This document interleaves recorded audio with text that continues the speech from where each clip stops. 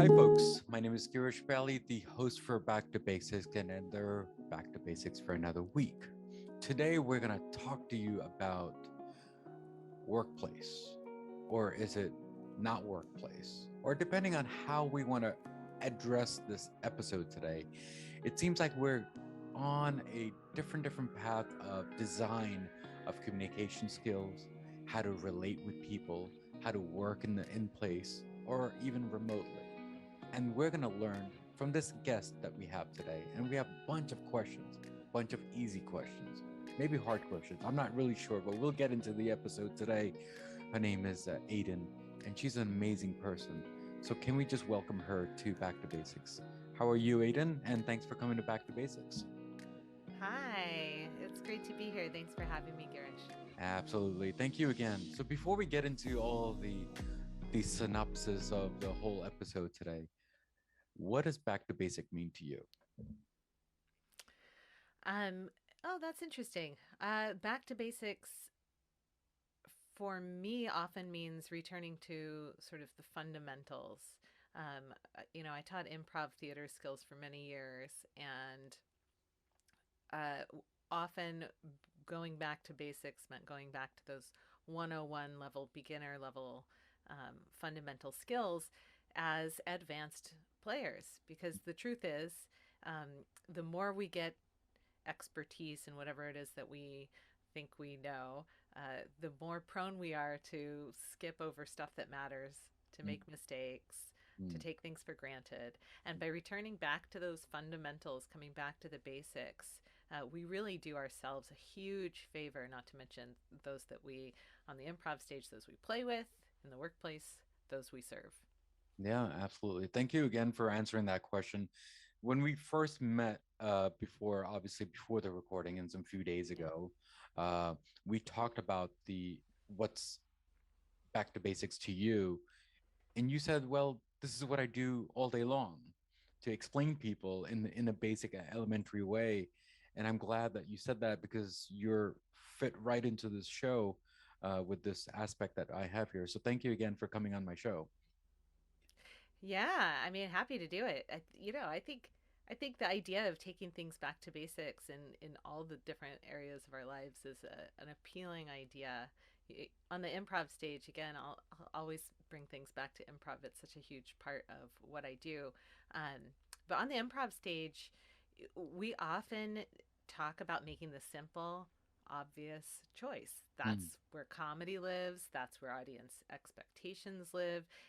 It's often where the magic is in the performance. And making the simple, obvious choice has been, not it's not just limited to improv. If you think about, Sherlock Holmes solving the mystery, right? Elementary, my dear Watson. He's making the simple, obvious, although not always obvious to everybody else, Well, not choice. always obvious, yeah, but that Yeah. is true. That is true. That is true. Thank you so much for answering that question and being on the show. So tell me, Aiden, what do you do? I know that you are a TEDx speaker and you have this art of change.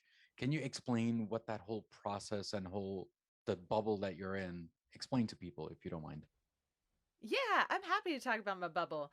So, the Art of Change is my company. It was founded by my father, who's a best-selling author and a naturopathic physician. I took over that business a few years ago, and what we give people are those back to basics, those fundamental skills in great communication, collaboration, and leadership. And I do that in a number of ways, through interactive trainings, through delivering keynote speaking, which is, of course, what helped me prepare to be able to give a TED talk at all, was my background in speaking. And then I do occasionally take on a coaching client who wants to really fine tune, maybe their influence skills or their sales skills, or maybe they just want a thought partner on some of the decisions that they are looking at. It's always easier to make decisions when you have somebody's outside perspective to Sure. help bounce ideas off of. So those are some of the things I do. And with my background in improvisation, that's all done in interactive, sometimes in playful ways. I'm also the host of my own podcast, the Changed Podcast, where I collect stories from people from the pivotal moments in their lives. Because I think the question of change is a really interesting question. It's Yes, something we're always facing, all of us, in every aspect of our lives. We are that's right. perpetually changing. But progress isn't positive progress. Isn't a guarantee. Change is a guarantee. Mm. Us liking how those changes turn out, that's not guaranteed. So, in order for the best ideas to move us towards progress, that's where these communication and collaboration skills come into play. Because Yeah, yeah. without that, what do we have? We have nothing after that, right? I mean, communication needs to be there. So thank you again for that. Communication, writing communication and speaking communication, are there two different things or it's pretty much the same thing? What are your thoughts on You that? know, yeah, I think they're different. I really do. Okay. I think just like our body language, our facial expressions, our tone of voice, and our words are all different elements of communication.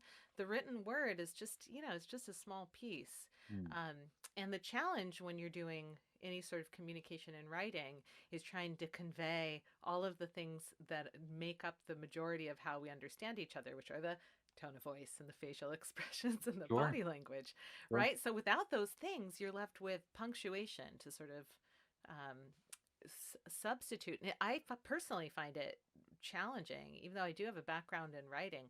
Um, I don't typically work with my clients on their writing skills Mm, specifically. mm. But what I will often tell people are the types of things that are helpful in face to face communication, even virtually over Zoom, for example. Sure, sure. Uh, those things are in fact helpful in your writing. So here's an example. One of the things that's really helpful in the way we communicate with each other is to notice how the person that we are communicating with, how they talk, how long are their sentences, are they chipper, are they, more chill, Yeah, all those things, and to sort of match the tone and the vibe of the person that we're communicating with.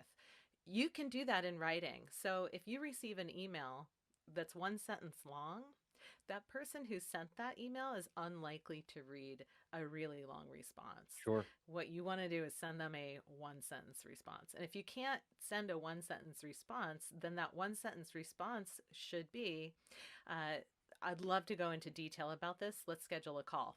Mm, That's your one sentence response sure. because you have more that you need to convey. Likewise, if you're getting an email from somebody that's paragraphs and paragraphs long, that person will feel a little bit neglected unconsciously if your response to them isn't detailed because that's Mm, how they process information. So, sure. noticing the way people communicate and then matching what you're noticing is absolutely doable in writing. So on a funny note, do you think we should send a audio message to an email versus a type? Because I think we click with voice messages versus reading messages. What are your thoughts on that? Yeah, that's an interesting question. I don't know if it's a funny note or not, but recently I received an email response that was an audio message, and I totally loved it. I thought it was fantastic. That's not something that I've been doing, but now I'm entertaining the idea. Mm, Um, a lot of coaches do send video messages and audio messages, and I do think it's an interesting approach. mm, Um, I will say that for some people that won't resonate with them. So sure. you want to really notice how that's received by the person receiving it, whether they listen to it or not. You need a way to track if that's happening.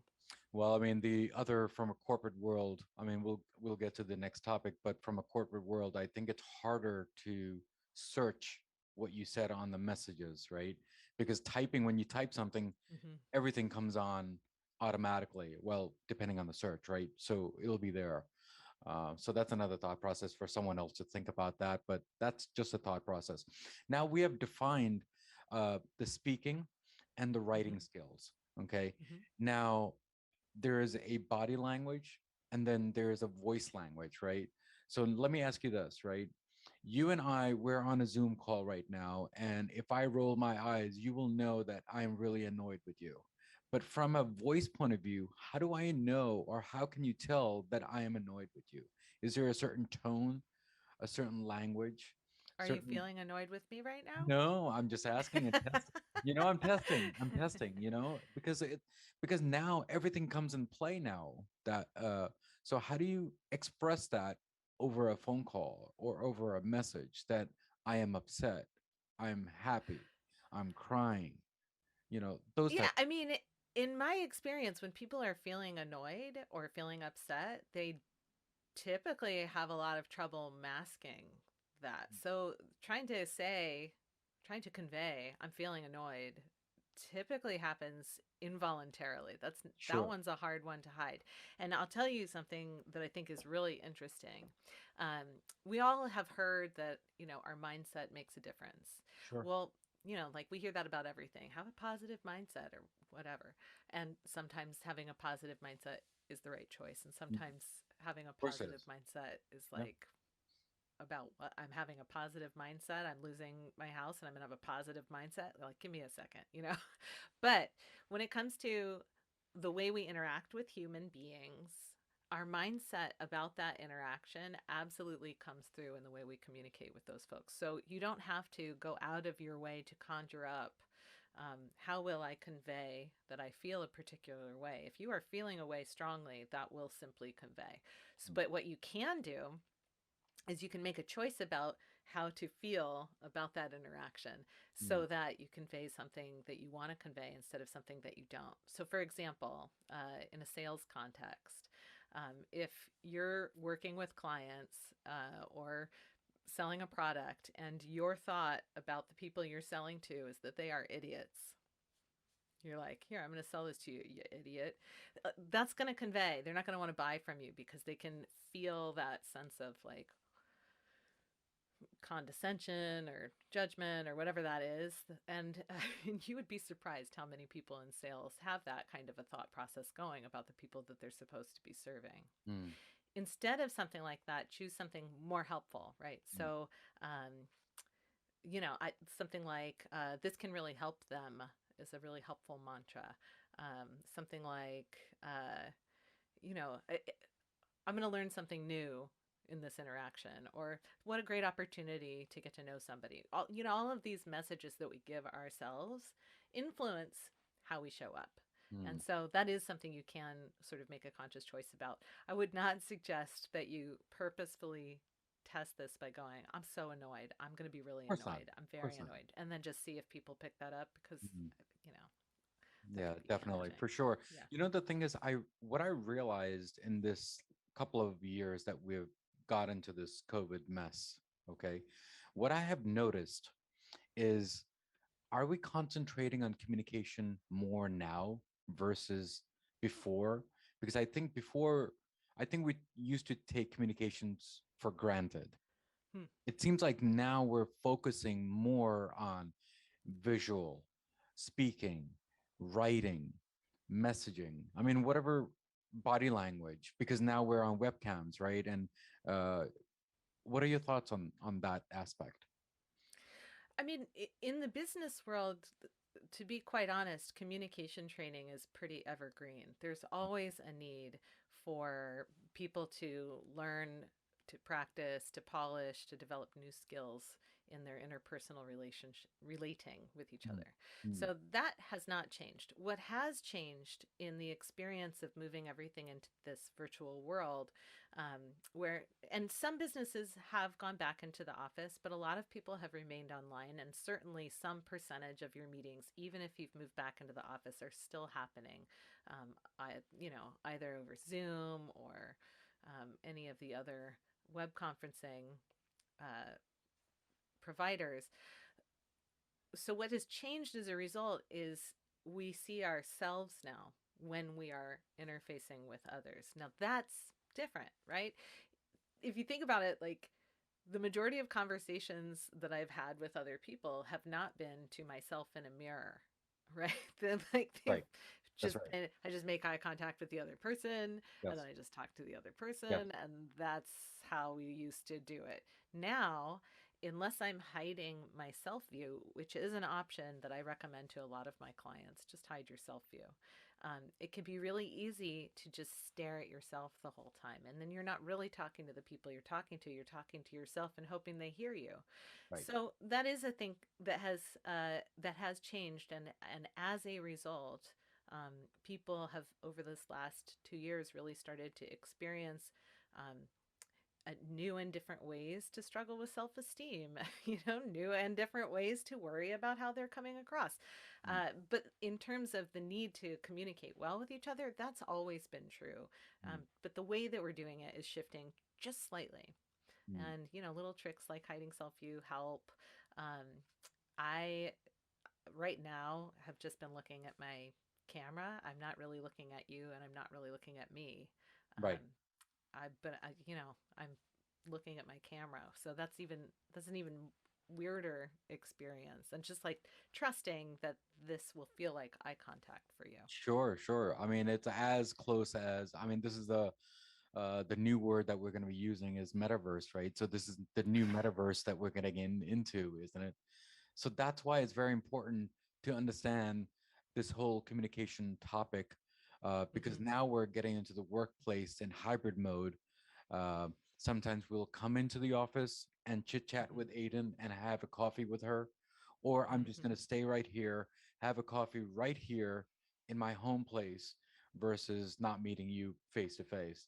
I mean, there are many, Yeah. many options now, but I think it looks like communication is so important nowadays. And it seems like Yes. everyone is practicing their speaking way and tone and language, that we're all speakers in certain ways. What are your thoughts on that? Yeah, I mean, like I said, communication skills and interpersonal relating in the workplace, that's evergreen. There's always going to be a need to continue to work to improve those skills as a human being in the workforce. And there's always going to be a need as more people join the workforce who weren't there before, as they come through school and so on. People changing careers, changing roles, all of these things require attention to that. And I would say that the environment here, this digital environment, can very much feel just like being in person with somebody Mm, when it's one on one. But the minute you add in, the Brady Bunch view, yeah. it does feel really different. Um, I think it's helpful when meetings are not just conducted in this way, right? Mm, So we used to have lots of different varieties of ways to meet. We would go on a walk and talk. Maybe we'd go sit in a cafe. Maybe we'd have a lunch meeting. Maybe we'd all go hang out in the lounge and have a meeting. So we had all these sort of different locales. And when we limit ourselves to just one experience, this video experience, we miss out on that variety, and our brains like variety. So I recommend finding ways to retain that variety. I will mm. have meetings with people where I go on a walk in my neighborhood and I'm on the phone with them. That's because I need that variety, and That's it's good for their brain too. mm, And when you're on the phone with somebody, and just this is like old school communication skills 101, kind of to that point where in text you can't always convey everything. It's exactly. helpful for people to paint a mental picture when they're on the phone and they can't see you. So it's helpful to say things like, I'm going to grab my notebook and take some notes while we talk, because now they're going to visualize you taking notes, and that actually will help them communicate with you. I know it sounds weird, but it's true. It's You know, totally great to say things like, oh, I just sat down with my cup of tea, and to sort of narrate your setting. It helps people to picture you. you made me think here for a second that it sounds like that we're reading a book and we're expressing that book into a movie, and how to express that into a movie. That, you know what, Aiden is talking to me, she has a mic in front of her and coffee on the right side of her Hmm. and a pen on the other hand to write notes. You're telling a story. So I think we're coming to a point that we need to tell stories instead of saying, Aiden, I'm just having coffee, and that's your text. You don't see the Yeah. anything around it. No, stories are magic. Absolutely magic. I had a storytelling expert on my podcast, Marsha Shander. Everyone go look her up. You can check her out at yesyesmarsha.com. But she taught me something that she had learned, which is that stories help us literally swap brains for all intents and purposes with each other temporarily. So the mental movies, the pictures that we paint for each other through the way we tell our stories helps us transport into each other's shoes for a moment. And that's why when you're looking to have that interpersonal relating in order to collaborate well with somebody or to communicate an idea with them, it's helpful to paint that picture of where you are if you're on the phone. Mm, Um, so that for a moment they feel like they see you. mm. It's like that you're just pulling a little switcheroo when you do Yeah. that. You And know, that's a good thing. yeah, sorry to interrupt. Go ahead, please. That was the Okay, that's it. end of that So, thought. Yeah. I have never been a FaceTime person. Uh-huh. Okay. And there are plenty of people like that. But then now we're coming to a point that we need to communicate and start looking face to face. So I'm starting Hmm. to be a FaceTime person. Is that normal? Yeah. And no. Yeah. Okay. How do we To answer me, that now? yeah, I mean, to me, that just seems like a, it's all in how you look at things kind of a thing. It's, there's not really a one size fits all for anything in life. It's, Mm, one size fits one for most of us. mm, And so, yeah, I'd say that it's a totally normal experience. And also, no, it's not. Everybody's going, I don't know. I don't know if that's a satisfying answer, but I think it's an honest one. yeah. So thank you so much, Aiden, for that. And the last two questions, if you don't mind. What are your Sure. thoughts on this hybrid mode of workplace that we're in? Is this the new So, new? I, it's really interesting. As a person who does a lot of online trainings for Mm, organizations, mm, um, one one of the most unique experiences that I had had 7 years ago was delivering a training to a group of people that were all in a room together, and I was the only one there virtually. mm, And I was facilitating them having these conversations with each other and these experiences and even playing a few games. And at that time, I remember thinking, wow, this is super weird. No one will ever want to do this mm, again. mm, And, fast forward, and here we are. And it's more and more normal than you might think. I literally just facilitated a group of leaders who, their training objectives. It wasn't really a training, it was really a connection event where these people had only ever met each other. They'd all been onboarded into these leadership positions at this company mm, while working through the pandemic. So none of them had been in person together, and they were in person together for the very first time. mm, But because a lot of companies right now have a lot of restrictions on who is allowed in and out of buildings, um, rather than try and jump through a bunch of hoops to bring an outside facilitator into the building, they just had us come in via Zoom. mm, And they had, apparently, I don't know what it looked like from their perspective, but they'd set it up so that we were at the front of the room on this really big screen. They could see our slides on one side, our faces on the other. And we did exactly like I did 7 years ago, facilitating this in person gathering, but from a distance. And unlike 7 years ago when I thought, man, this is really weird, no one's ever going to like this, it actually felt surprisingly natural now. mm. I think because technology has come a long way. That's And I right. also think that those of us who felt the resistance in our own brain to moving into connecting over the virtual Mm, platforms, mm, initially, we may have felt that way, but we've had to adapt. Humans are insanely adaptable. And so mm, we've had to adapt, and we have. And so now it actually felt totally natural to have somebody on a screen, like Max Headroom, for those who remember that reference from the yes. 90s. Yeah. It's like it's a normal thing now, and it works really well. So all of that is to say, your question was, what are my thoughts about this hybrid? Some Mm, people in person, some people are still working from home. How do we have that feel connected? mm, The answer is it takes some intentionality. You mm, can't just take it for granted that you will feel connected, but it's totally doable. It's totally doable, and it's so important to spend the time doing that, to have a high functioning, effective team. People absolutely need to feel connected. And I think one of the most exciting things about all of that is that it's not just about connecting over the work. I think a lot of us get excited when we connect about the work we're doing, Mm, but there's this thing we've discovered about being humans through this experience, that's right. that actually we really like getting a glimpse into people's worlds. Not the whole thing. We don't want to see the whole thing. We just like that little glimpse. We like to see your backdrop. We like to meet your pet. We like to know that you have kids that need sandwiches sometimes. Like these things are endearing, and they remind us that I'm a human, that you're a human, Of course. and we like that. I mean, I don't remember. I don't know if it was a couple of years back or more than that, but there was a conference where a senator had a meeting with someone on CNN, and there was a kid in the background, and everyone made fun of. And Mm-hmm. now this is the new normal for everybody. Yeah. So Yeah. I think for a workforce that has felt like they have had to mask for such a long time, I don't mean the COVID that's masks. right. I mean That's right. like masking in the way we've always talked about it in our diversity, equity, and inclusion training content.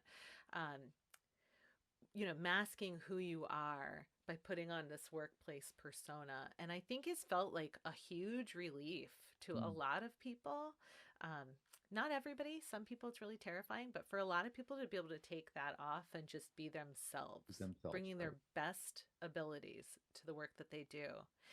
Something that we know excluded or rejected from being ridiculed, made fun of, or persecuted, they can't bring their best selves Mm, to work. mm, They can't. They're not capable because they're worried about being excluded. So, really finding ways to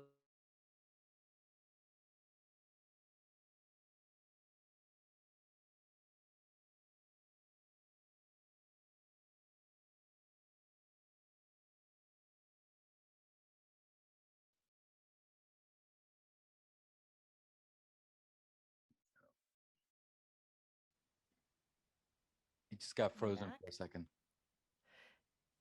Am I back? You are back. Ooh, that was so creepy. It was creepy. You just froze there for a second. And I'm like, I I don't know will what to say, do.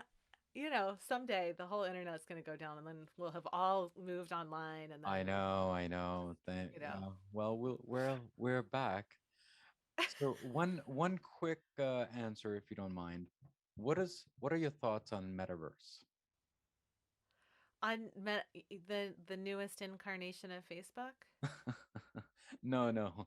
The metaverse of the world that we're living in and getting into, the new virtual world that we're gonna be in. That's what I mean. Yeah, if I'm being really honest with you, I hope that we just stop it. Yeah, like if I'm being really honest, I think that humans' ability to adapt to communicating in this way just speaks to our resilience, and that's a beautiful thing. Mm, And I think that there are lots of takeaways from being able to communicate virtually, mm, and we should not lose those. mm. But if I'm being perfectly honest, human beings need contact with each other to thrive. And when we take away that aspect of how we relate, there are consequences, and I don't think they're good for society. Mm. So at some point, I hope that we yeah, that we just stop it. I just think it's like we should all just immediately realize we have some choices about the society that we're building for our future, and for better or for worse, there are some serious consequences if we remain on the path that we are currently on. Now, I know that as individuals, it can feel like we don't have a lot of choice in the matter, but we do have some choice. So I do think that it's important for mental health to find reasons to get together with Of people and course, totally. have that kind of connection. It should not just exist in the digital world. That's not healthy. It isn't. Yeah, yeah. Thank you again, Aiden, for coming here Yep. and making it brighter. And one last question before you leave: what do you have any last words for Back to Basics and how it was for you? And this journey for me is great. How about you? For going back to basics, or Yeah. for this my or finer thoughts on on our conversation. Yes and yes. It's always good to talk about how people talk to each other. I think it's helpful to think these things through. We take so much for granted, and it is good to think about, you know, how do we bring the best out in each other, and how do we bring the best out in ourselves? And I think at the end of the day, when we're talking about how do we best relate digitally or in person or any of those things, the real question that we're trying to answer is how do we simply show up and create the best results that we could possibly create? And the answer is kind of about getting back to basics. It's just about relating, getting excited about having ideas, sharing them with others. Those are the things that will bring out the best in everybody. Yeah. Thank you so much, Aiden, for coming here and making this brighter My for me. pleasure. And thank you again. So, guys, My pleasure. we spoke with Aiden today and we talked about the basics of the workplace, basics of the life that we're in, the virtual metaverse that we're going to be in, or we are kind of in. So, there's one thing that we did learn is that human connection is always needed. But obviously, it's tough in these times, but we'll make it as we can.